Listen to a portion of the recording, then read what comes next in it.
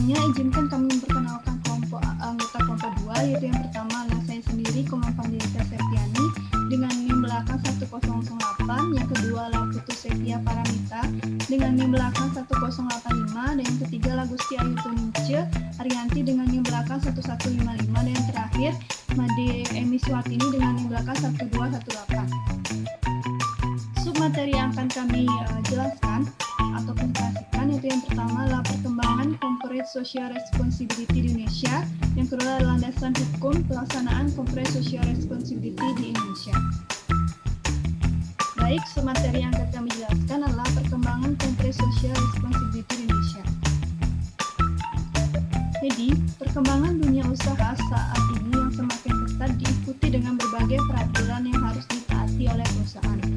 Salah satunya yaitu Corporate Social Responsibility atau tanggung jawab sosial yang perlu untuk diungkapkan oleh perusahaan dalam menjalankan kegiatan perusahaan. Perusahaan semakin banyak menerapkan CSR baik dalam bentuk amal maupun pemberdayaan. Setidaknya bisa dilihat dari gencarnya publikasi berkait dengan implementasi CSR di media cetak atau elektronik. Baik, selanjutnya akan dijelaskan oleh teman saya.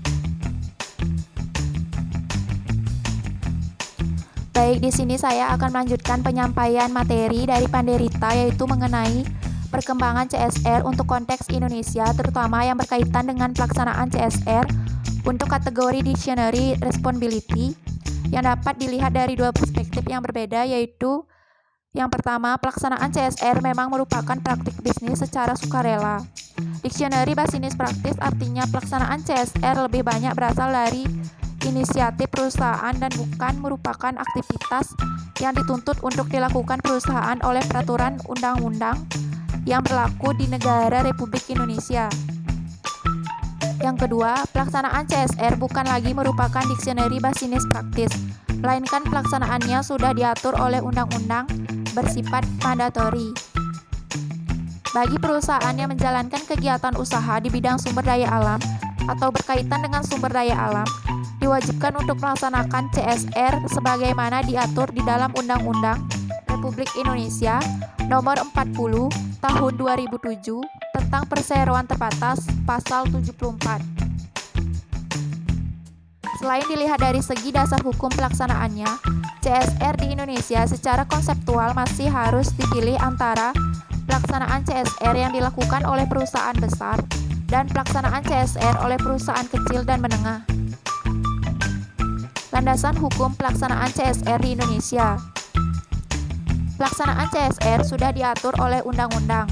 Bagi perusahaan yang menjalankan kegiatan usaha di bidang sumber daya alam atau berkaitan dengan sumber daya alam, diwajibkan untuk melaksanakan CSR sebagaimana diatur di dalam Undang-Undang Republik Indonesia Nomor 40 Tahun 2007 tentang Perseroan Terbatas Pasal 74.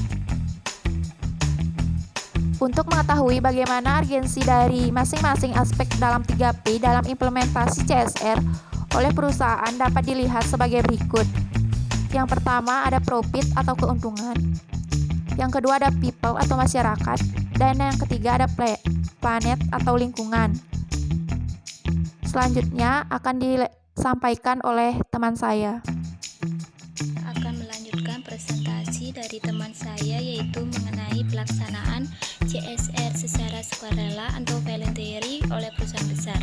Aktivitas CSR sebagai discretionary business practices di Indonesia masih dapat dibagi menjadi dua kategori. Yang pertama, pelaksanaan CSR sebagai discretionary business practices oleh perusahaan multinasional. Kedua, pelaksanaan CSR oleh perusahaan-perusahaan domestik harus mengalami proses belajar lebih panjang dalam merancang dan melaksanakan aktivitas CSR karena perusahaan-perusahaan ini pada umumnya belum memiliki pengalaman yang banyak di dalam mengelola aktivitas CSR.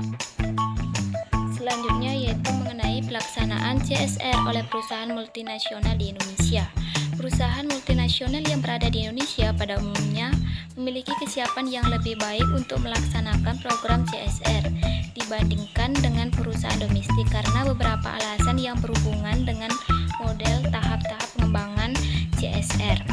Sedangkan pelaksanaan pelaksanaan CSR oleh perusahaan domestik, terdapat tenggang waktu yang cukup panjang dalam mengadopsi CSR antara perusahaan multinasional dengan perusahaan domestik. Tetapi saat ini dampaknya telah terjadi konvergensi program pelaksanaan CSR di antara kedua kategori korporasi tersebut. Hal ini disebabkan karena mulai terbangunnya kepahaman para manajer perusahaan bahwa program CSR yang mereka laksanakan harus terkait atau dapat menunjang tujuan perusahaan dalam jangka panjang.